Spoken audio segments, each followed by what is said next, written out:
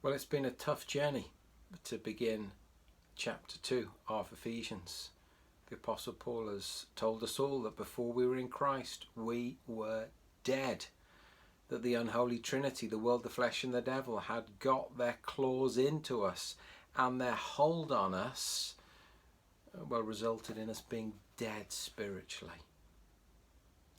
When we come to verse 4 today, what a contrast. What a relief.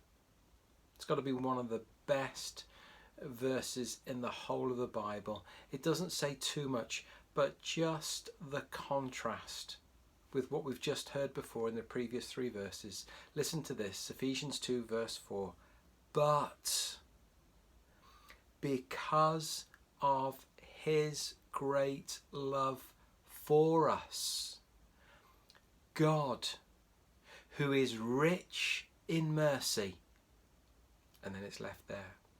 We'll find out more tomorrow of his rich mercy. But what a wonderful statement.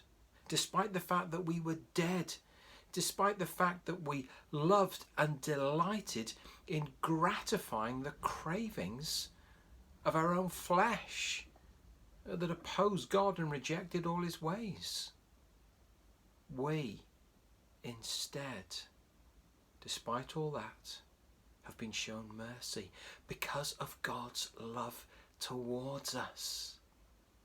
This is the love we were hearing about at the beginning of chapter 1, this incredible love that began before the dawn of time. We were predestined. We were set apart. We were chosen to be adopted as sons into his family. And so despite the fact that we were dead in our transgressions and sins, despite the fact that we were rebellious and we rejected God, and as Paul says in Romans, that while we were yet sinners, he still sent Christ to die for us.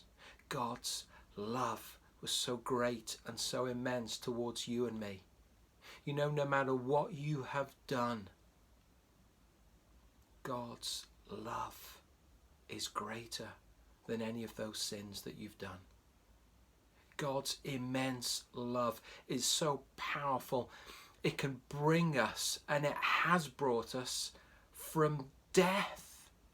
This is how great God's love is. It's resurrecting love. And so much more, as we'll see in the next few verses.